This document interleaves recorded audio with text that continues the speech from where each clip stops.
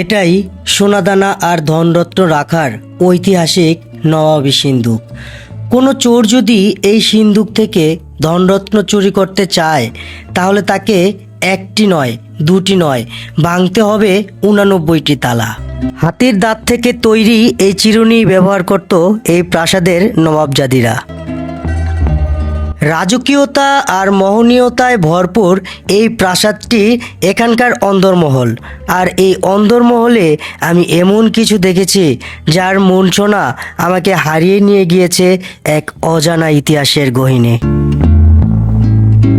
কাঠের উপরে এত সুন্দর কারুকাজ আমি আমার জীবনে কোথাও দেখিনি। কোন কাঠমিস্ত্রি যে এটা তৈরি করেছে আমি সেটাই ভাবছি। হ্যাঁ দর্শক, আজকে আপনারা দেখতে চলেছেন বাংলাদেশের রাজধানী শহর ঢাকার কয়েকশো বছরের ইতিহাস আর ঐতিহ্য ধারণ করে সগৌরবে টিকে থাকা নবাবী প্রাসাদ আহসান মঞ্জিল। আহসান মঞ্জিল কোনো সাধারণ ইমারত নয়, এটি সেই ইমারত যেখানে গঠিত হয়েছিল নিখিল ভারতীয় মুসলিম লীগ। আজকের পর্বে আমি আপনাদের দেখাবো বাংলাদেশের সবচেয়ে রাজকীয় প্রাসাদ আহসান মঞ্জিলের ভিতর বাহির কোথায় কি আছে সব কিছু। মোহনীয়তা আর রাজকীয়তার আরেক নাম আহসান মঞ্জিল। সবুজ গালিচায় ঘেরা এই অসাধারণ প্রাসাদটির অবস্থান বাংলাদেশের রাজধানী শহর ঢাকার বুড়িগঙ্গা নদীর তীরে ইসলামপুর এলাকায়। শহরের কোলাহল থেকে বেরিয়ে এই সবুজে ঘেরা প্রান্তরে ঢোকার পর গাছগাছালির ফাঁক দিয়ে এই গোলাপি প্রাসাদ যখন আপনার চোখে পড়বে তখন রীতিমতো অপলক চোখে তাকিয়ে থাকতে ইচ্ছে করবে এই নান্দনিক ইমারতের দিকে। আহসান মঞ্জিলের ভিতরটা রাজকীয়তা এবং আভিজাত্যে পরিপূর্ণ। এটি ছবি বা মোবাইল দিয়ে আসলে কাউকে বলে বোঝানো যাবে না যে আহসান মঞ্জিল কতটা সুন্দর, কতটা রাজকীয়।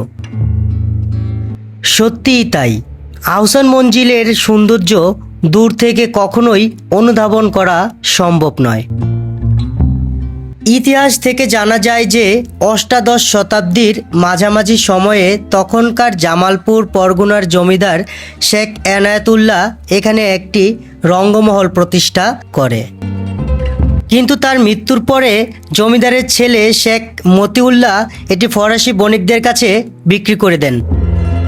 এরপর 1830 সালের দিকে এই আহসান মঞ্জিলের পাশের এলাকা বেগম বাজারে বসবাসকারী নবাব আব্দুল গনির বাবা খাজা আলী মোল্লা এটি কিনে নিয়ে বসবাস করতে শুরু করেন। তবে আরও 29 বছর পর অর্থাৎ 1859 সালে খাজা আব্দুল গনি মার্টিনাল কোম্পানি নামক একটি ইউরোপীয় নির্মাণ ও প্রকৌশলী প্রতিষ্ঠানের মাধ্যমে তৈরি করা মাস্টার প্ল্যানের অংশ হিসেবে পুরনো প্রাসাদের পাশেই নতুন করে এই প্রাসাদটি নির্মাণ কাজ শুরু করেন। দীর্ঘ 13 বছর পর 1872 সালে শেষ হয় প্রাসাদটির নির্মাণ কাজ। পর্দায় এখন যে প্রাসাদটি দেখতে পাচ্ছেন এটা পুরনো প্রাসাদ, যেটা ওই সময় ছিল অন্দরমহল। আর নতুন এবং পুরাতন দুইটি প্রাসাদের মধ্যে অন্তঃযোগাযোগ স্থাপন করতে দোতলায় নির্মাণ করা হয় এই পথচারী সেতু। এই আহসান মঞ্জিলের বারান্দা এবং মেঝে দামি মার্বেল পাথর দিয়ে তৈরি। আপনি যখন এখানকার সিঁড়ি বেয়ে দোতলায় উঠবেন তখন আপনাকে সিঁড়ির হাতলগুলোর নকশা যেমন মুগ্ধ করবে, তেমন নানান ধরনের কারুকাজে ঘেরা বারান্দার নকশাগুলোও আপনাকে বিমোহিত করবে। এই দরজাগুলো আজও ফাংশন করে। এই ধরনের দরজাগুলোর বড় সুবিধা হলো আপনি দরজা পুরোটা না খুলেও কে এসেছে দরজার সামনে সেটা দেখতে পাবেন। আহসান মঞ্জিলের ভিতরে আপনারা যা দেখতে পাবেন সবই হচ্ছে সেই আমলের। এখানে দেখছেন এগুলো হচ্ছে ডাক্তারের যে যাবতীয় অপারেশন করার জন্য যা লাগে সবগুলোই এখানে আপনারা দেখতে পাবেন।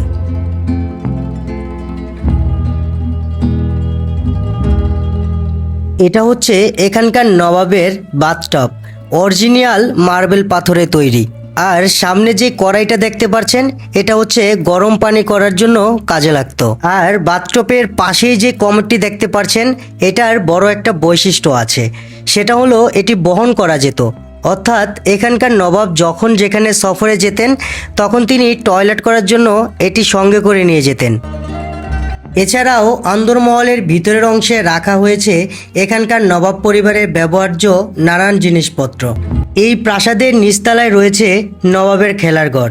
মাঝখানে যেই বোর্ডটি দেখতে পাচ্ছেন এটাকে বলে বিলিয়ার্ড বোর্ড। এই খেলাটি খেলতেন এখানকার নবাব।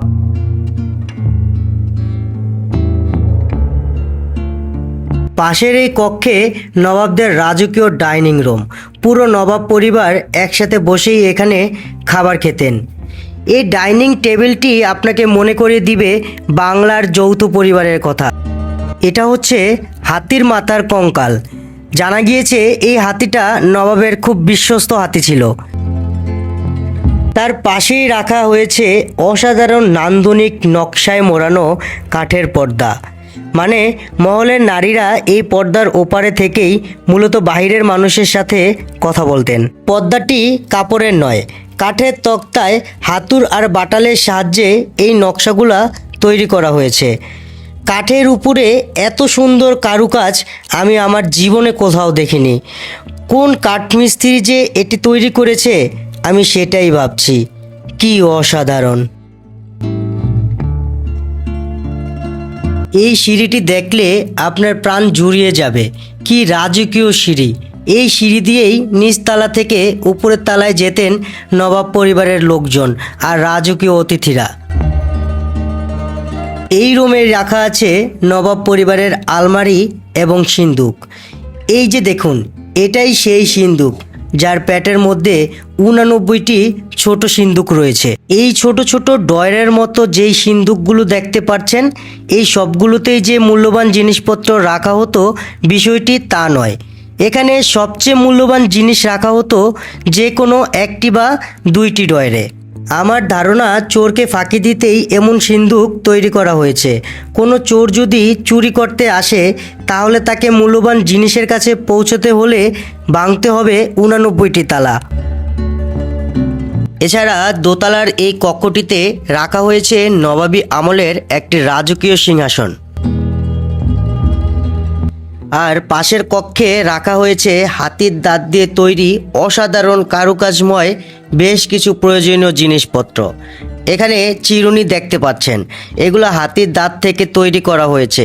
চিরুনি যে কত ধরনের হতে পারে তা যদি দেখতে চান তাহলে আপনাকে আহসান মঞ্জিলে আসতেই হবে। শুধু চিরুনি নয়, এখানে আছে পিঠ চুলকানের কাঠি, কাঁচি, মেয়েদের হাতের চুড়ি। এই সবগুলোই হচ্ছে হাতির দাঁত থেকে তৈরি করা। একটাবার চিন্তা করেন কিভাবে তৈরি করা হয়েছে রাজকীয় এই জিনিসপত্র।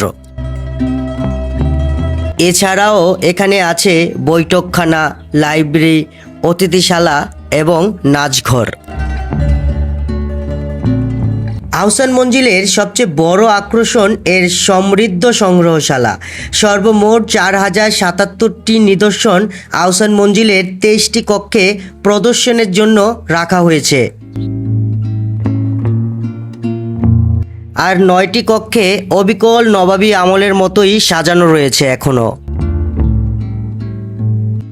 আহসান মঞ্জিলের লম্বা সিঁড়ি এবং তার মাথার উপরে থাকা তাজের মতো গম্বুজটি এই প্রাসাদের রাজকীয়তার প্রতীক এবং এই অট্টালিকার প্রধান আকর্ষণ।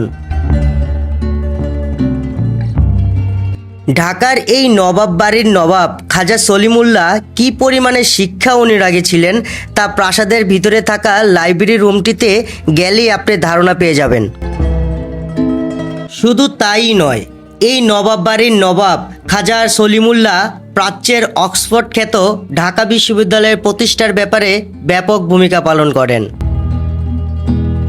নবাব স্যার সলিমুল্লাহ ওই সময় ঢাকা বিশ্ববিদ্যালয় প্রতিষ্ঠার জন্য প্রায় 600 একর জমি দান করেছিলেন। কিন্তু আফসোস, এই শিক্ষা অনুরাগী ব্যক্তি তার জীবন দশায় ঢাকা বিশ্ববিদ্যালয় প্রতিষ্ঠা দেখে যেতে পারেননি। 1915 সালে তিনি মারা যান।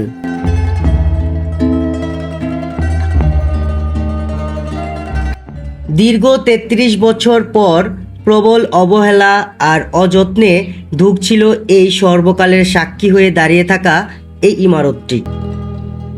তবে 1985 সালে এর ঐতিহাসিক গুরুত্ব উপলব্ধি করে তৎকালীন সরকার এটি সংস্কারের কাজ শুরু করে এবং দীর্ঘ সংস্কারের পর 1972 সালে এটি জাতীয় জাদুঘরের নিয়ন্ত্রণে আনা হয়। ঢাকার শত বছরের ইতিহাস যে প্রাসাদের সাথে মিশে আছে সেটাই হচ্ছে এই আহসান মঞ্জিল।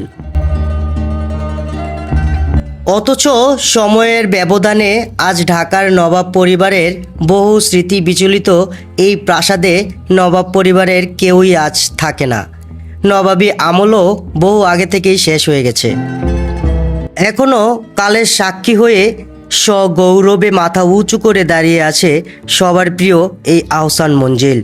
ঢাকায় থাকলে একবার হলো এই আহসান মঞ্জিল ভিজিট করে যাবেন। ধন্যবাদ সবাইকে।